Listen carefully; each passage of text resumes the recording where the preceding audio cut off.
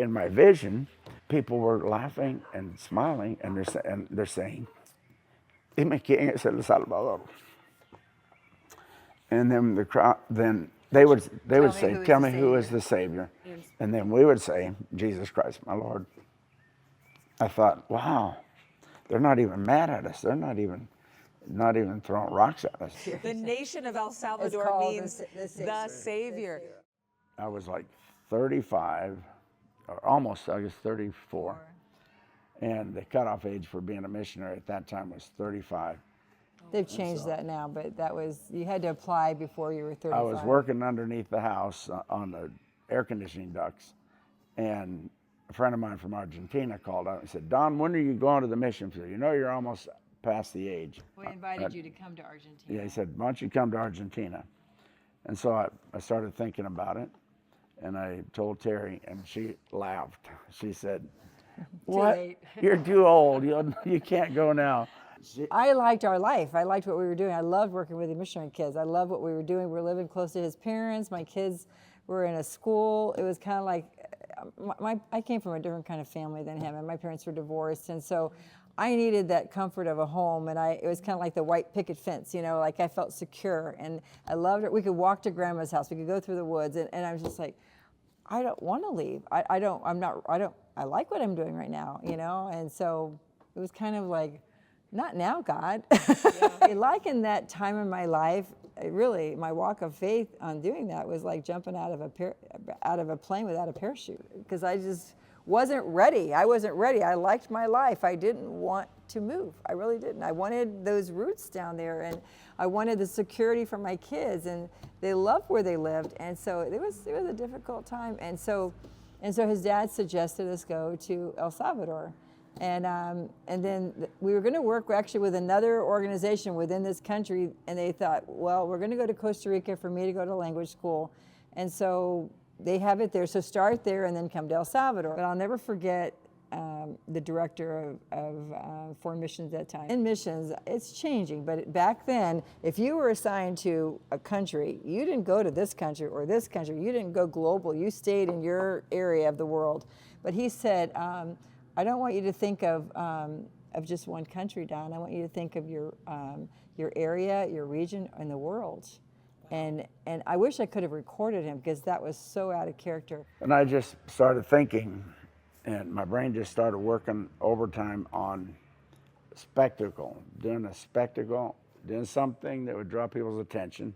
And then the Lord just starts bringing all these images to my mind of going into neighborhoods like, we went in with angels, and we went in with horses. I thought, I got to buy 100 horses to go into these neighborhoods. I grew up in Nicaragua in years of persecution. Stones were thrown on the roof. People would come in and scream in the back. They'd push drunks in. They'd tie dogs up, throw manure into the service. And one thing, they were in a Throw community. rocks, slash our tires. They came in on horseback and whipped the ladies with horsehair whips, as they were trying to do a service outside. And they took his dad away. He saw his dad being carried away.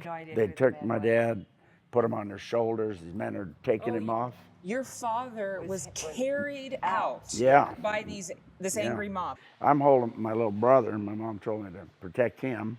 So I got my little brother, baby, Mark, and holding him. My sister's here, and this mob comes, and they just hundreds of rocks. They all brought rocks to throw at us. His biggest surprise, though, was when he got home, was there wasn't one dent in the car. That was my miracle, because I heard the rocks smashing into the car. And then a man appeared and calmed the crowd and dismissed them all. They have no idea who it was. People there. Did your dad escape? 8 or 9. No, I'm telling you, this man came and calmed the crowd, and they brought his father back. A man came out of the crowd. They don't know who he was. I don't know how people could even hear him. I just saw this guy come out, and he spoke to everybody. We think maybe it might have been an angel, but he may just have been a man of influence, because he said, if you leave now, nobody's going to do anything. There won't be any trouble. But he calmed everybody down and told us to leave. So we all got in the car and we left. But everybody went. The ladies have, You know, those horsehair whips, you know, when they hit skin, It breaks it open. it breaks it open. It's just very, anyway, a lot more things I could share. But the bottom line was, I grew up that way. So for me, in my vision, people were laughing and smiling, and they're saying, "Dime quién es el Salvador." And then the crowd, then they would say, "Tell me who is the Savior," and then we would say, "Jesus Christ, my Lord."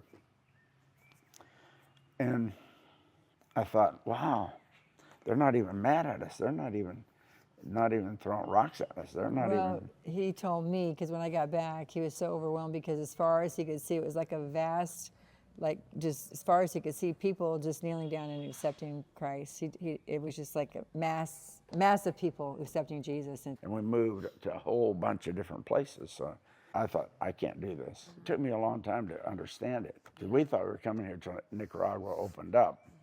But, okay, tell me who is El Salvador.